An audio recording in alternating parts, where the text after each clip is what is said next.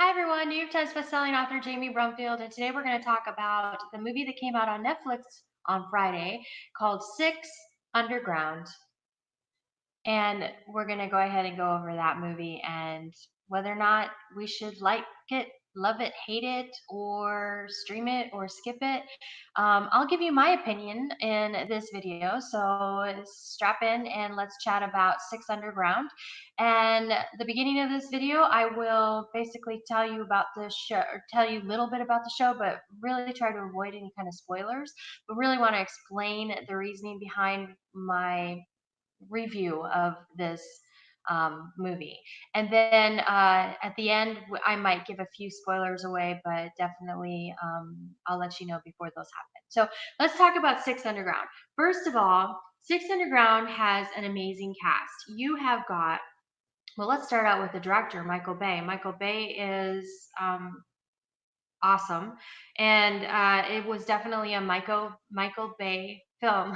The first 20 minutes of this film was kick butt uh, uh, chase scene basically, and things just started to kind of be filtered in through the scene to kind of explain to you why all of a sudden you're being brought along for this journey in the middle of a um, people everywhere dying chase scene. And as you watch the chase scene, you have to watch the chase scene to kind of get some tips. And so as you're watching this whole movie, you have to kind of pay attention through the whole movie. You can't just kind of go off and be doing something else while you're doing this movie if you want to understand some of the plot points in this movie, because it goes from one plot point to the next plot point to the next plot point, sometimes back to a flashback and then back to present without you even realizing you're flashing back and going forward. And so if you like those kind of movies, you're going to love this movie. If you don't like those kind of movies, you might have some issues following along. I will be honest, and I had to watch this movie. I started this movie, had to stop it, and this is why the review is coming out Monday rather than Friday. Then I started it and then had to stop it.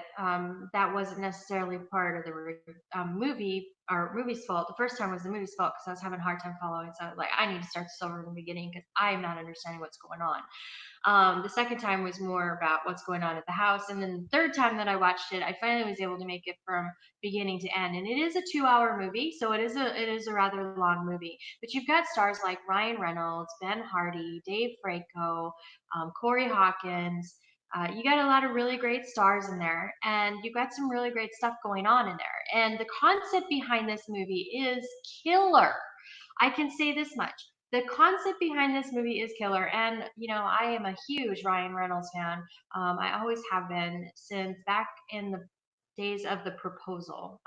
So I've been a Ryan Reynolds fan. So, of course, I wanted to see this movie because of that reason alone. But Michael Bay is another great reason because I love those action scenes and things like that.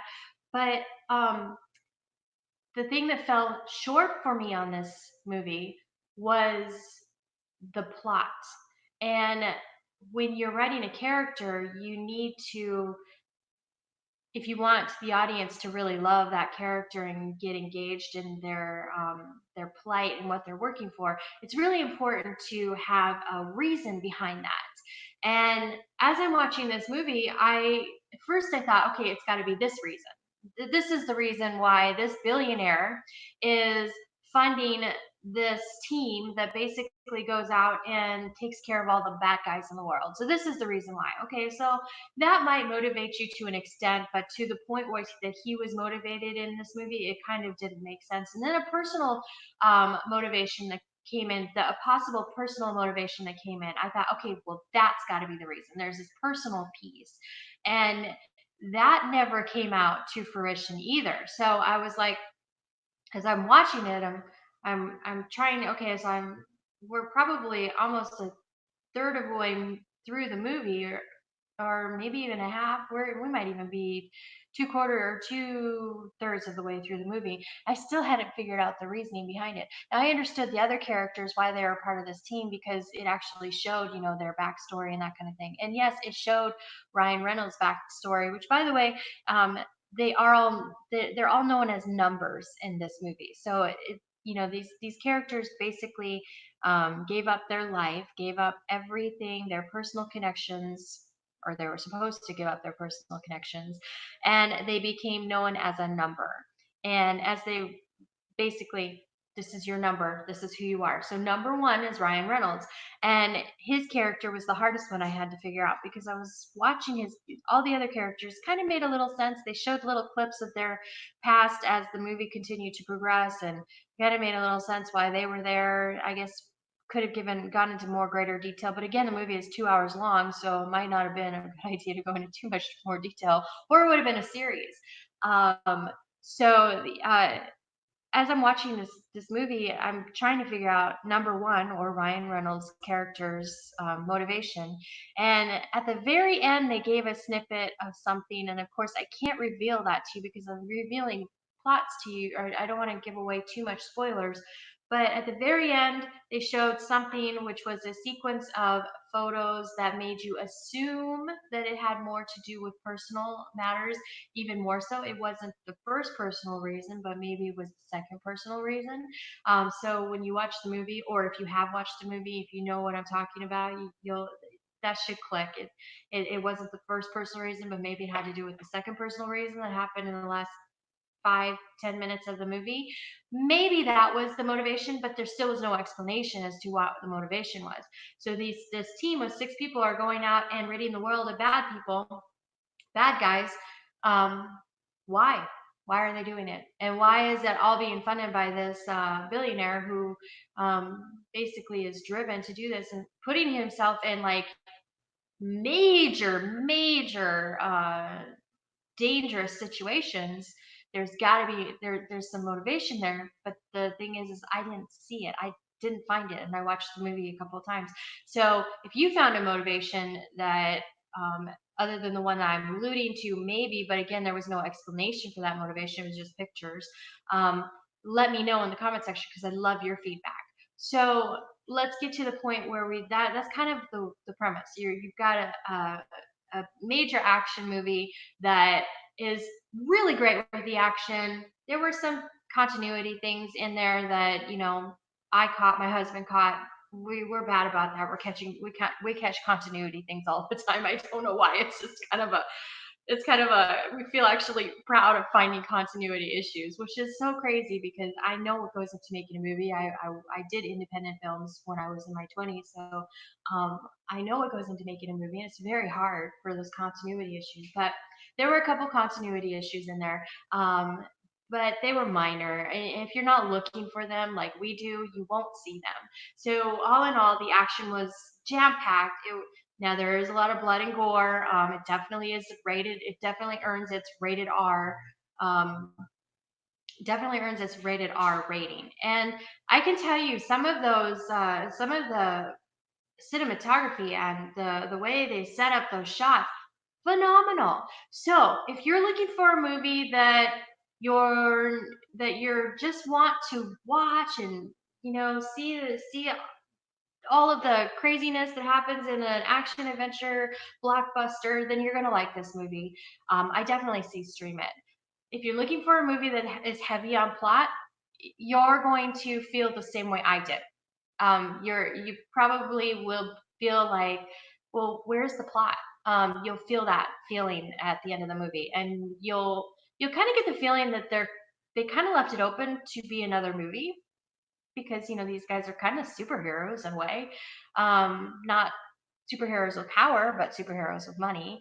And so you kind of get the feeling that maybe there could be more in another movie. Like at the very end, you kind of get the feeling there could be another. They could find another bad guy, and this team might take on the next bad guy. And there was some character development through the movie, where the writers tried to make that character development, but there was just that missing plot point for me, that I feel like um, it really would have made the movie even better if I knew the motivation behind the billionaire's character, which is Ryan Reynolds, as to why he's funding this and why he's doing this. And I did not see it. I did not see it. And so for me, that would have made the movie just top notch. But because it wasn't there, I fell flat Do I regret watching it? No. I say definitely stream it, especially if you like those kind of movies. You're gonna get into it. You're gonna enjoy it. You're gonna enjoy all of that. But as far as being in the mood for a plot heavy movie, I didn't see it, and so let me know if you did, and maybe I'll have to rewatch the movie because I could have missed it, but I was I was watching for it. Okay, so that is my take on Six Underground. Stream it or skip it? No, I say stream it. The cinematography, the direction, the actual action, killer, kick butt. I mean, really good. Characterization, kind of, sort of in there. It's you blink, you miss it because it's the characterization is mainly done through flashbacks for the most part of the movie. Now, as the movie continues to progress, probably about 2/3 away a movie or into the movie, you really don't see much flashbacks anymore. So I do think it was flashback heavy, and I think that might have been, that could have been done differently. But flashbacks are a tool that all writers use, so you can't fault them for using it. And if it works, it works. So if it worked for you, let me know if the flashbacks work for you, or if you like to see less flashbacks and more forward momentum, then let me know that too. I personally would have liked to have seen him assemble the team and then jump into the action, but that's just me. That's my kind of thing. I'm an author of books, so I'm not a movie script writer. So for movie script writing, I get where they're going. They're trying to grab you and hook you that first few minutes. And so I get that. I understand that 100% completely. They started off with this massive chase scene that you can't help but watch because it's just so much destruction and craziness, and you're just like, was that guy really doing that? Does he really have what I think he has in his hand? I mean, through that whole first 20 minutes, you're like, holy smokes. But then the flashbacks happen, and he's trying to get you caught up, and Ryan Reynolds narrating through the whole thing, trying to get you caught up onto what's going on. It works. Um, it's just I'm an author of books, and so for me, when I write, I usually I do flashbacks, but not as often. I want to take you through the beginning of the character's development and through, and slowly, gradually go up. I get what they were doing. I totally get they were going for the um, action, and it is an action movie, so it really fits within the genre. So I don't fault them whatsoever for that. I just wish that maybe there was a way that you wouldn't be so many flashbacks for me. That's just my personal preference. It's not a matter of, whether it was bad storytelling. It was actually good storytelling. The only piece that I feel is the biggest point that needs to be made for constructive criticism is um, the main plot as to why Ryan Reynolds, not Ryan Reynolds, but the character Ryan Reynolds played, why Ryan Reynolds' character, number one, um, was motivated to fund this and do all of this. That I feel was not revealed. And so for that, to me, that big plot piece was left out in the open. Maybe they're going to do another movie. I don't know, but that's my take on it. Um, so I'd say stream it. It's definitely worth it just to see some of those scenes that when they find the four horsemen. I'm just going to say this.